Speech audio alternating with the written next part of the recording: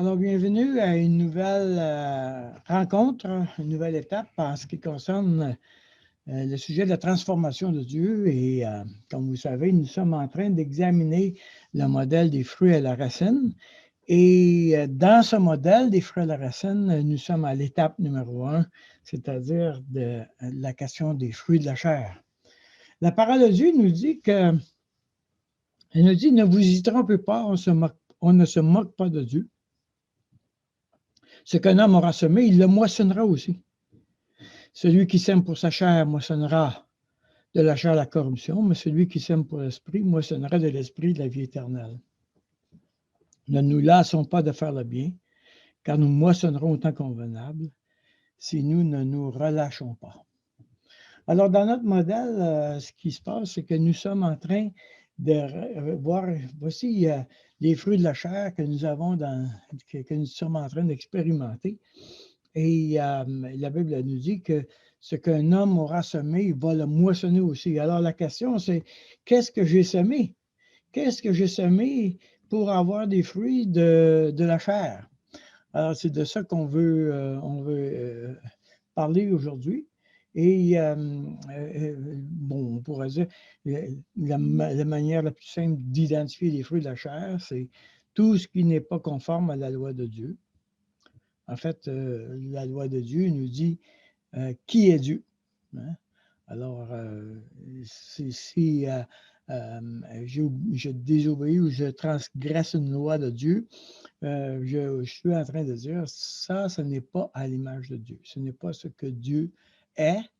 Donc, la loi, elle est bonne, elle est sainte, elle est parfaite. Et nous sommes, on doit faire un constat, c'est qu'on est incapable de totalement suivre la loi de Dieu. Il y a plusieurs fruits qui sont dans notre arbre, mais ils sont tous des symptômes de ce qu'on aurait pu semer.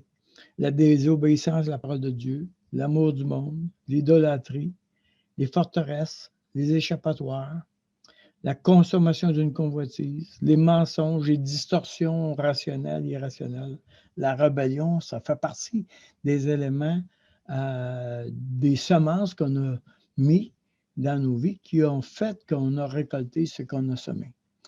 Étant donné qu'il y a un très grand nombre d'éléments à considérer, moi, je vais en retenir deux d'abord, seulement parce que ce ne sera pas possible de faire le tour de toute cette question-là. Mais ce qui va nous intéresser, c'est les éléments extrêmes, les péchés extrêmes qui contrôlent tellement notre vie qu'ils empoisonnent notre vie. Et on va parler de forteresse à ce moment-là. La Bible a dit dans 2 Corinthiens, si nous marchons dans la chair, nous ne combattons pas selon la chair, car les armes avec lesquelles nous combattons ne sont pas charnelles, mais elles sont puissantes par la vertu de Dieu pour renverser les forteresses. Nous renversons les raisonnements et toute hauteur qui s'élève contre la connaissance de Dieu, et nous amenons toute pensée captive à l'obéissance de Christ. Alors, il y a plusieurs thèmes ici que nous sommes, pour lesquels nous sommes en présence. Bien, évidemment, le mot chair, je vais l'examiner tout à l'heure avec la théologie de la chair, mais en ce qui concerne les raisonnements, on parle de remparts idéologiques, des pensées, des spéculations, des argumentations, des philosophies, des fausses religions. Les hauteurs, tout ce qui se tient à la place de Dieu. Hein, les hauteurs étaient dans le Nouveau Testament, comme dans l'Ancien Testament, le lieu où on érigeait les autels des idoles en vue de protéger ou de dominer une région. Donc, les hauteurs font partie de toute la question de l'idolâtrie en ce qui concerne les fruits de la chair. La pensée captive. Alors, nous voulons résoudre des problèmes, mais on n'arrive pas à les résoudre. On est prisonnier de quelque chose et on a beau prier, on demandait à Dieu, crier à Dieu. Il semble que Dieu ne répond pas à ça. Pourquoi est-ce que je suis prisonnier de ces pensées-là? Alors, on va tenter d'identifier des forteresses et ça va nous aider à suivre une piste. Puisque le modèle cherche à appliquer l'Évangile, nous allons essayer de l'appliquer dans des domaines qui sont extrêmes, de manière à ce que nous puissions au moins traiter les grandes difficultés de nos vies. Une des manières de reconnaître une forteresse, c'est quand la réponse émotive n'est pas proportionnelle à ce que nous vivons dans le présent. Par exemple, si dans le présent, je perds mes clés, et que je suis un peu irrité, OK, parce que j'ai perdu mes clés. Je suis irrité, je suis dans le présent. Mais si j'ai perdu mes clés et je m'emporte d'une telle manière que j'ai envie de manger les rideaux, ma réponse émotive est vraiment disproportionnelle à un événement. C'est quand même, j'ai juste perdu mes clés, là. Je n'ai pas perdu la vie. Alors, dans ce cas-là, nous sommes dans le passé et nous sommes en présence d'une forteresse. Alors, c'est-à-dire, nous sommes en présence d'une pensée captive qui veut contrôler ma vie. Et cette pensée captive-là va m'empoisonner. Alors, j'aurai besoin de l'identifier. Mais ma réponse émotionnelle est tout de suite un indicateur qu'il y a quelque chose pour lequel je dois travailler. Et dans les fruits de la chair, cette réponse-là va m'aider à identifier qu'est-ce que je dois travailler. Il y a un deuxième élément pour lequel on peut examiner dans les fruits de la chair et qu'on va s'intéresser, ce sont les échappatoires. Alors, quelquefois, à l'intérieur de nous, il y a une blessure, une douleur, et cette douleur, cette blessure-là contrôle les choses, si bien que quand on est en contact avec ces blessures-là, on va vouloir se sauver, s'échapper, et on va choisir toutes sortes de moyens pour le faire, des moyens qui sont quelquefois très dommageables, quelquefois moins dommageables, mais l'idée, c'est qu'on va choisir des portes de sortie. Alors, on va se lancer dans le jeu, on va se lancer dans le magasinage, peut-être la drogue ou la sexualité ou la boisson, mais on va se sauver. On va s'échapper de la situation. Alors, c'est des fruits de la chair qu'on va poursuivre, c'est-à-dire qu'on va tenter de suivre le filon qui va nous amener à descendre dans notre arbre des fruits de la racine pour nommer la semence qui a été mise dans ma vie, qui a été installée dans ma vie. Le troisième élément pour lequel on va se préoccuper, ça va être de comprendre la théologie de la chair, parce que j'ai besoin de comprendre le fonctionnement. Qu'est-ce qui a fait que je me suis rendu là? La parole de Dieu nous donne un verset fondamental qui contrôle énormément de ce qui va être dit dans cette formation-là. Si vous vivez selon la chair, vous mourrez.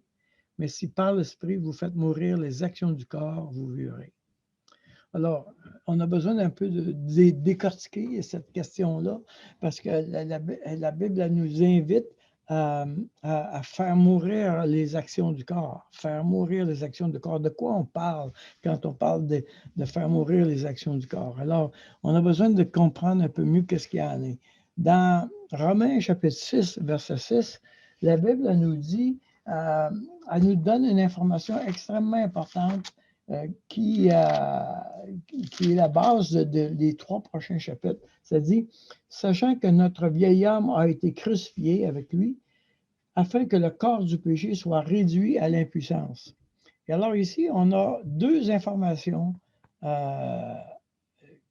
précieuses. Il nous parle du vieil homme, puis il nous parle du corps du péché. Et le vieil homme, il a été crucifié, OK? Alors que le corps du péché, lui, a été réduit à l'impuissance. Maintenant,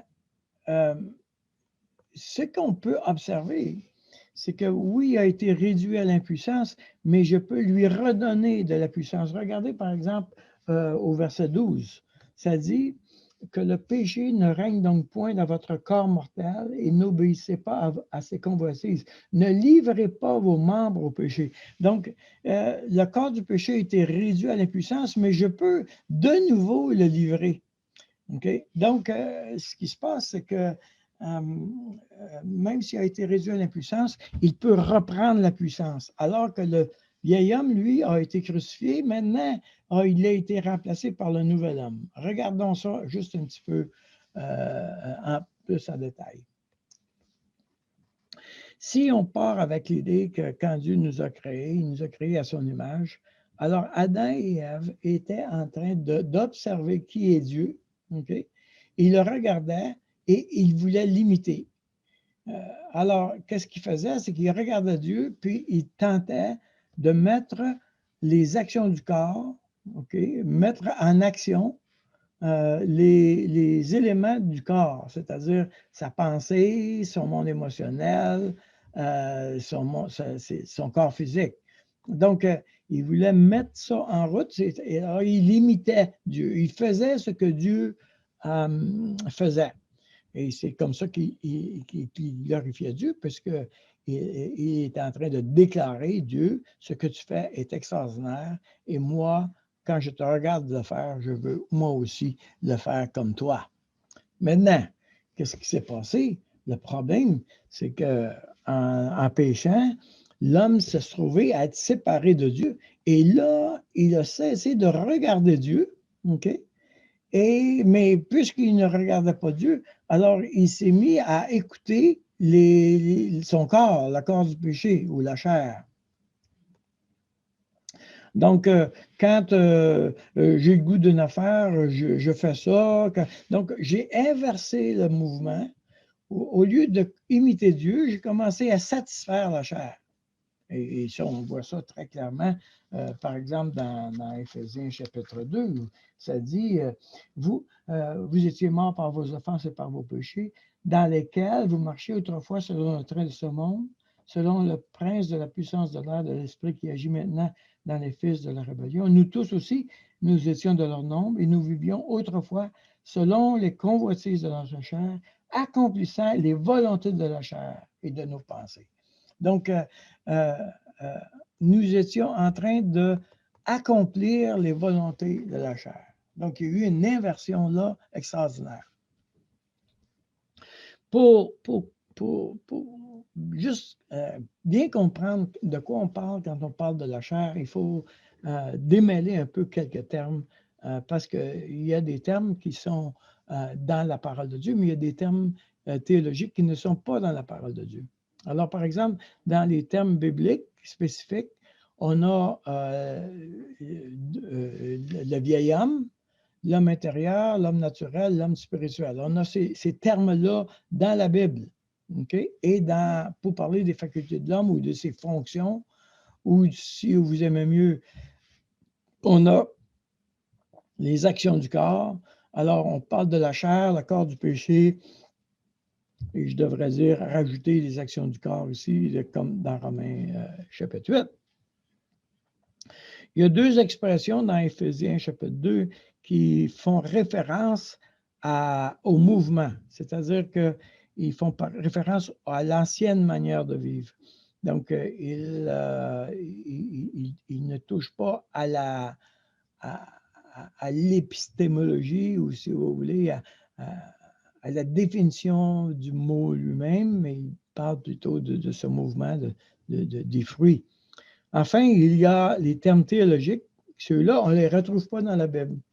Alors, par exemple, on a ça souvent en théologie. Par exemple, on a le mot Trinité.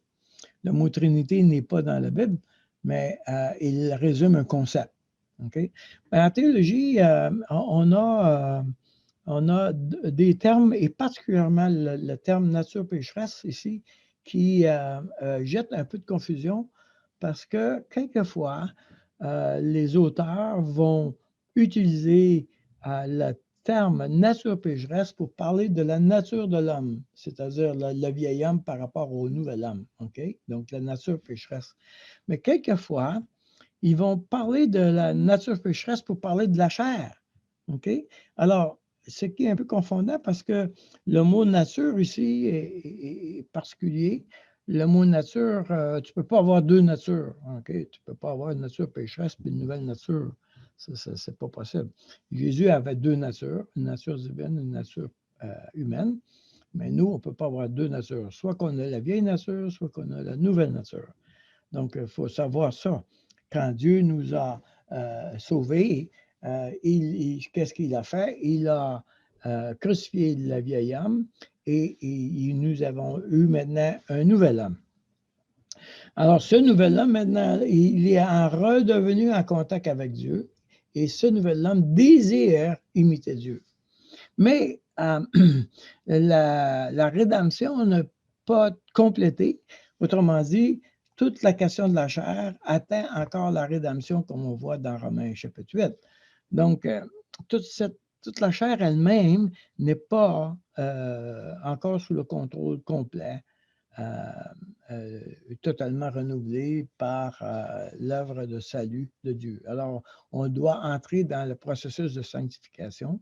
Et c'est la raison pourquoi la Bible a dit « Faites mourir les actions du corps, faites mourir les actions du corps, c'est-à-dire faites mourir ce qui, dans la chair, me contrôle et qui m'empêche de vraiment imiter Dieu. » Donc, tout à coup, on se retrouve avec deux mouvements contraires. Il y en a un, le nouvel homme, lui, il veut obéir à Dieu, il veut choisir Dieu, et il veut mettre sa vie au service de Dieu et il veut mettre ses actions du corps au service de Dieu, conforme à la pensée que Dieu veut. Sauf que la chair, elle, ayant été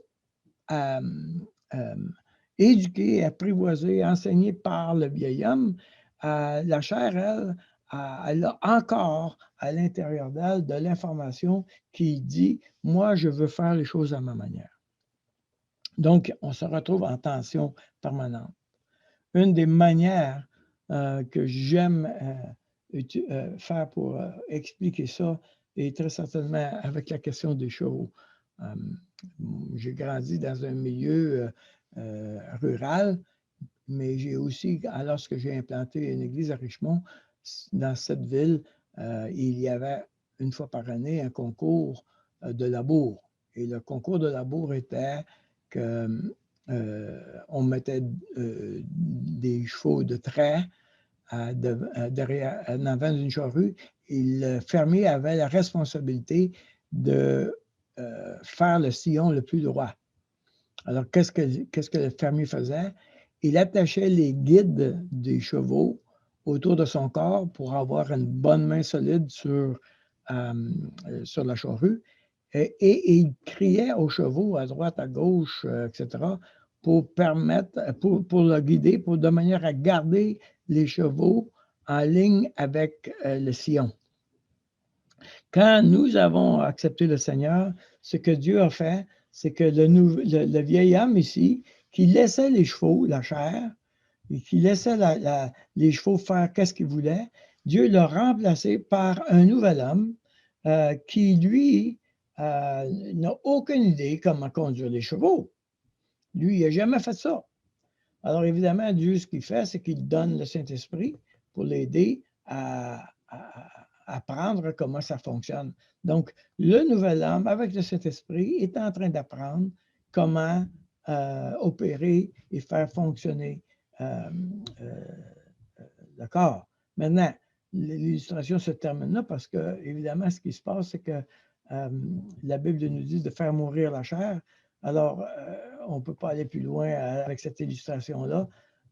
C'est-à-dire que je ne peux pas faire enlever un morceau de fesse d'un cheval ou couper une patte d'un cheval. Ça ne fonctionne pas comme ça.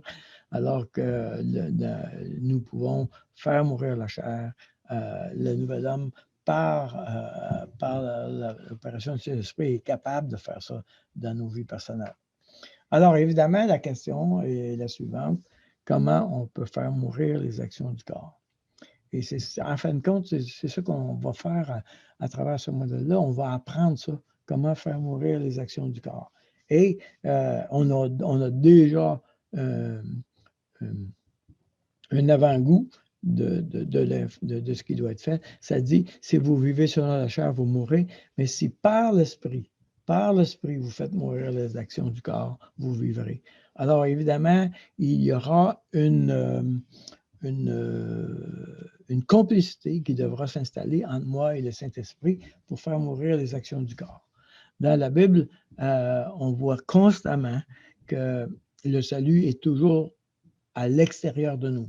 C'est Dieu qui nous sauve. Ce n'est pas nous qui nous sauvons. Le salut vient de l'extérieur de nous. Alors, nous sommes invités à demander par l'Esprit le salut. Alors, il va falloir aussi comprendre que Dieu nous